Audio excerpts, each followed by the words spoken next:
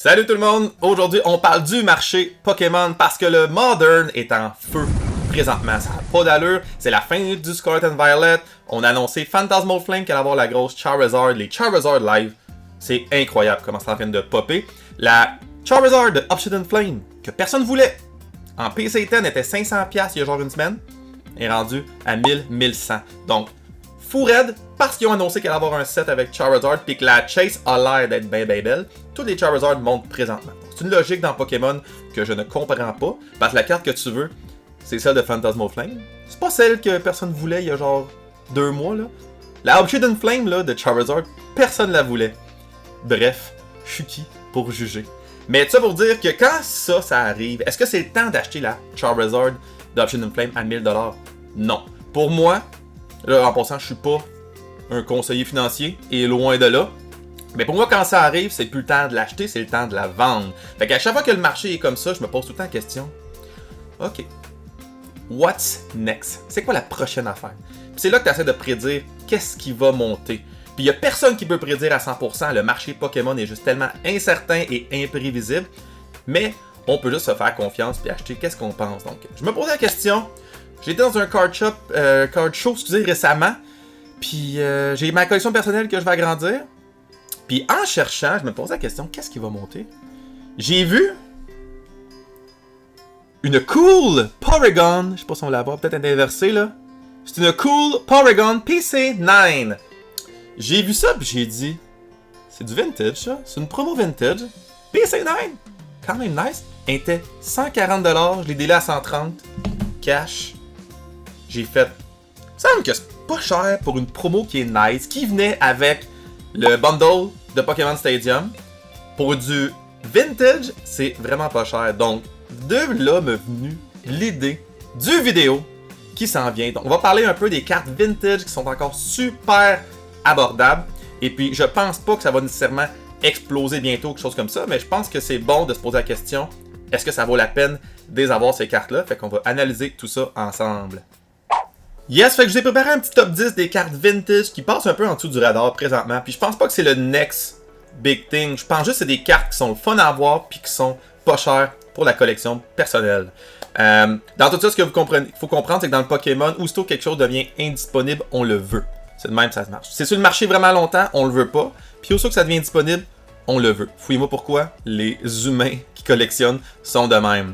Présentement, la seule chose que je pense vraiment, c'est Journey Together, que pratiquement personne veut, qui est super pas cher. Toutes les cartes Raw, vraiment pas cher. La Chase est genre 175, la Lily's Club Fairy. Vous avez la Obsession à 50$, Enzorak à genre 75$. Fait que pour vrai, je pense que Join Together, c'est quelque chose que le monde va sleep on. Puis quand que dans un an, il n'y en aura plus sur le marché, puis qu'ils en réimprimeront plus, ben je pense que là, ça va boomer beaucoup. Pensez à juste Chilling Reign que personne voulait, Fusion Strike que personne voulait, qui présentement est juste incroyable. Fait que Join Together, je pense que c'est le set présentement qui va slip on. Mais, c'est une petite parenthèse. Pour ce qui est du vintage, ben, on va commencer avec la Cool Porygon, justement. Cool Porygon, quand PSA9 est à environ du 130$. Puis c'est une carte qui est vraiment belle, qui est vraiment un peu iconique parce que ça venait avec le bundle du Nintendo 64 avec Pokémon Stadium, si vous en rappelez. Si vous avez grandi avec ça, en fait. Fait que c'est une carte qui est une promo qui en a beaucoup, mais pas beaucoup qui sont gradées. Puis là, en passant, pour cette vidéo-là, on ne regardera pas les PC10. Si vous voulez voir le prix du PC10, il est à droite. Mais vous allez voir que la différence de prix est vraiment extrême parce qu'il n'y en a pas beaucoup de 10 sur le marché. Fait que PC9 est 130$. Puis si on regarde la population PSA. Donc, population PSA, on en a 166 en PC10. Donc, c'est vraiment pas beaucoup. Et 1300 en PC9. Donc, c'est quand même pas énorme pour une carte qui est comme le nom le dit, qui est très cool. Donc ça peut être une belle option si vous voulez avoir un petit vintage à budget. Ensuite, on a la promo Pikachu numéro 12, qui est une Black Star promo. En fait, ça, c'est une e-reader. E-reader, c'est que vous voyez des petites barres en dessous de la carte, tu peux la glisser dans une fente sur ton Game Boy Advance et ça te donnait des features de plus, des objets, des minigames, des affaires de même. Donc, c'est une petite affaire de plus. Ça n'a pas duré longtemps, les e-readers, mais c'était bien pensé. Donc, la promo Pikachu, à chaque fois que je la vois dans un card show, je la trouve tout le temps. Elle m'accroche tout le temps à l'œil, tu sais. Elle est quand même nice. Ça reste quelque chose qui a l'air d'être du Wizard of the Coast, parce que les e-readers, c'était du Aquapolis, Expeditions, des affaires de même. Mais non, ce n'est pas Wizard of the Coast qui a imprimé cette carte-là, c'est The Pokémon Company après avoir racheté les droits pour imprimer. Donc, quand même bien fait, mais ce n'est pas une Wizard of the Coast, donc c'est juste un petit fun fact. Et puis présentement, cette carte-là, en PC9, vous la retrouvez pour 260$, ce qui est pour moi qui est quand même très abordable encore pour une belle carte promo qui est assez vieille. Et la population PSA, il y en a seulement 871 sur le marché présentement, donc il n'y a même pas encore 1000 cartes sur le marché pour une carte qui date de quoi? 2003, donc qui est vieille de 22 ans, donc pas beaucoup qui sont gradés, puis même si on descend en bas, vous allez voir, même PSA 6, PSA 7, il n'y en a pas beaucoup. Donc, ça peut être une belle carte qui est cheap pour investir présentement, puis ça reste une Pikachu. Qui n'aime pas Pikachu? Ensuite, on n'est plus dans les promos, on a la Tyranitar de Neo Discovery. Pour moi, ça, c'est une carte qui est iconique, encore une fois. Je vais dire le mot iconique quand même souvent, mais c'est parce que Tyranitar, pour moi, c'était un pseudo-legendary qui était vraiment fou.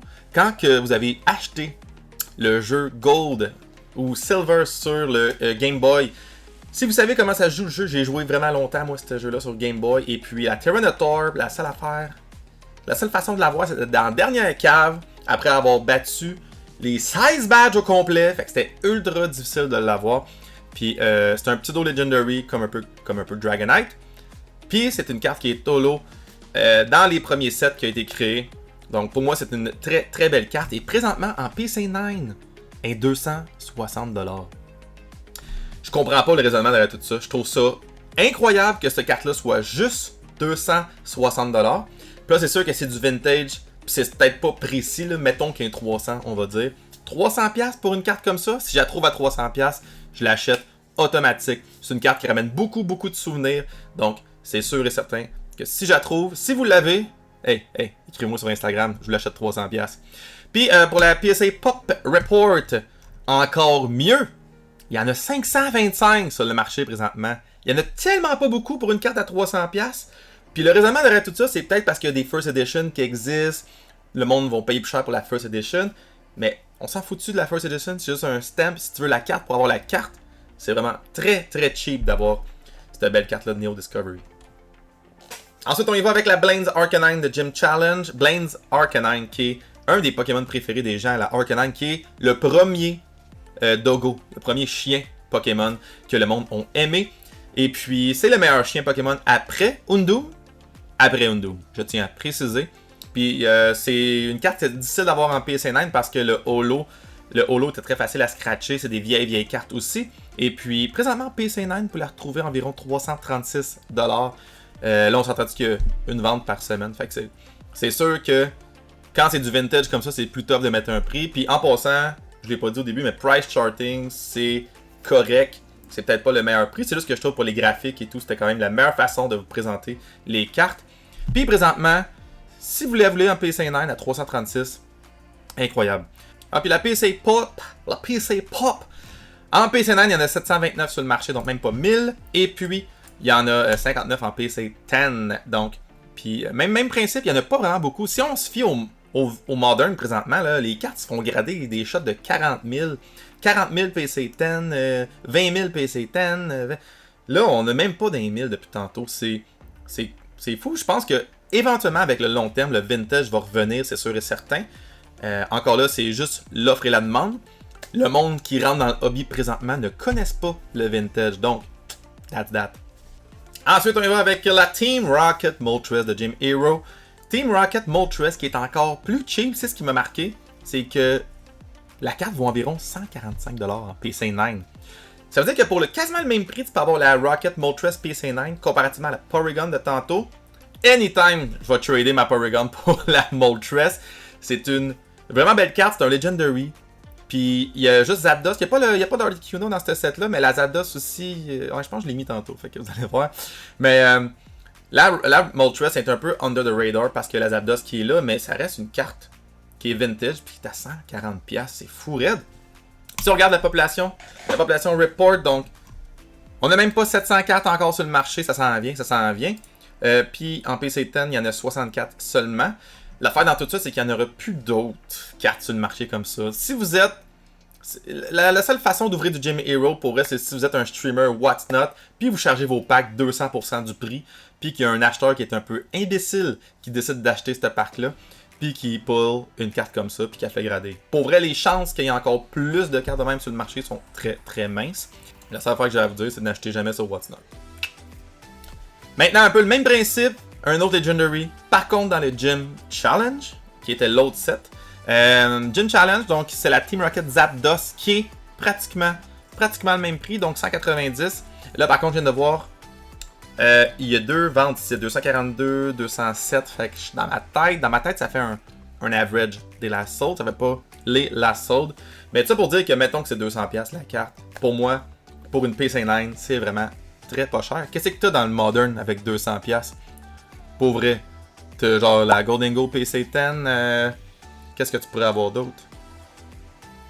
Tu pourrais avoir peut-être la Machoke PC10 de 151. Je sais pas c'est quoi les prix là, mais pour 200$ dans du Modern, t'as pas énormément grand chose. Pour des cartes que t'as beaucoup plus, parce que la Rocket Zapdos, 724 sur le marché, puis oh, on a dépassé les 100. On a dépassé les 100 dans le PC10 là. Fait que encore très abordable comparativement au Modern. Maintenant, on va avec les starters de Neo Genesis. Neo Genesis qui étaient les premiers sets de la deuxième génération. Puis dans ce set-là, il y a deux fois les starters. Donc les starters, ils ont deux cartes qui étaient plus rares. Donc il y a deux Typhlosion, il y a deux Feathergator, il y a deux Meganium. Puis j'en ai pris juste une comme ça parce que c'était la moins chère pour une Typhlosion. PC9, 237$ pour une Typhlosion. Qui se vend, elle se vend 100$. Elle se vend 100$. Pas gradé, mint. Puis pour un peu plus que le double, tu l'as en PC9, ce qui est pas mal rare. Moi, pour vrai, j'achèterais ça aussi, PC9, anytime.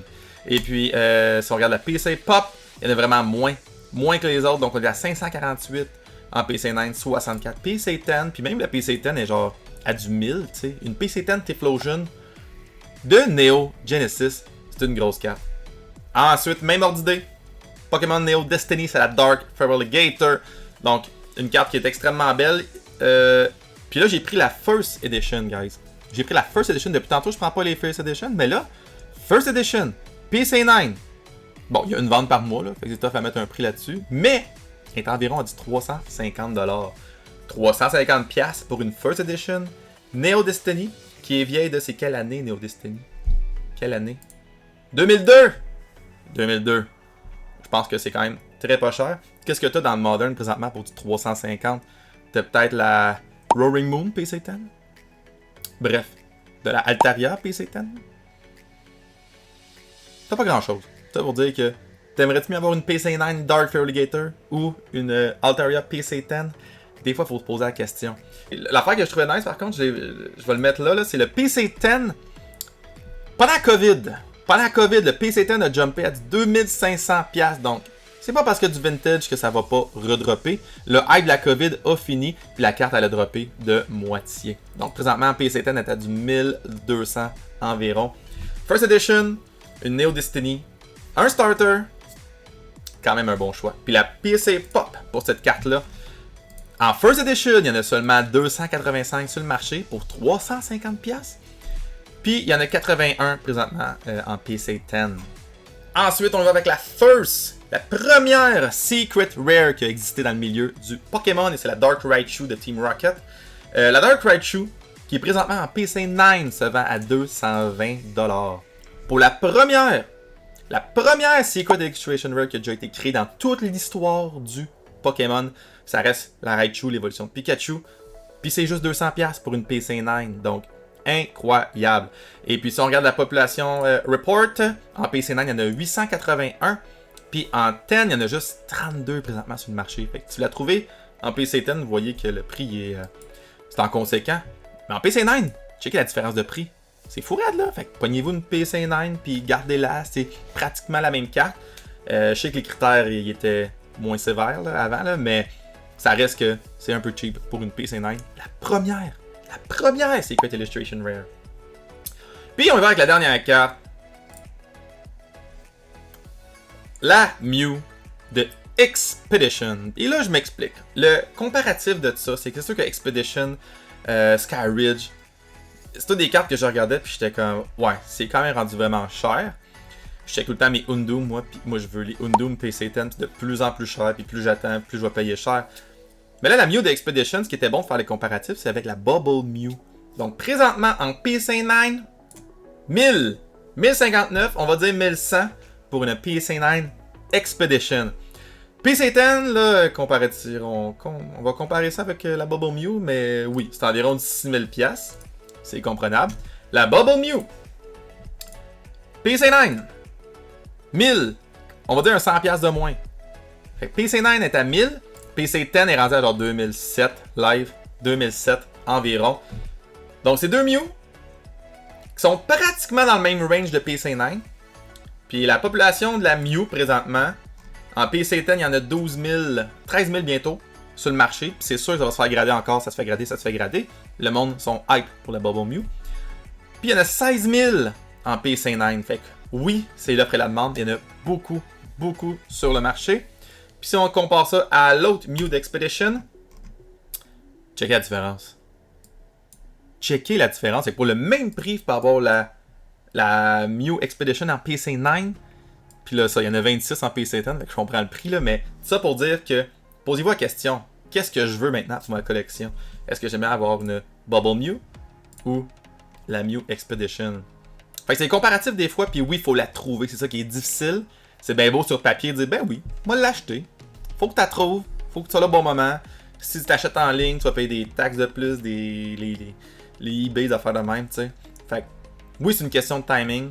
La Bubble Mew, vous allez plus l'avoir que la Mew d'Expedition. Mais si, mettons, j'arrive dans une vitrine, puis que la Mew Expedition, puis que la Bubble Mew Expedition, for sure.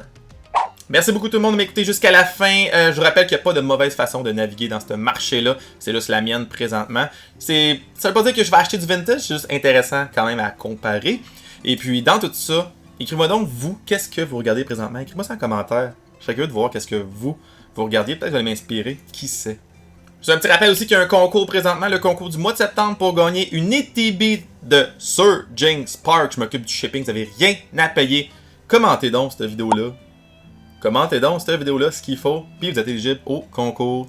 Dans tout ça, suivez-moi sur les réseaux, je mets du contenu sur Instagram et sur TikTok. Et puis, je vous rappelle toujours que vous collectionnez ce que vous voulez. Puis on se dit à la prochaine fois. Ciao la gang!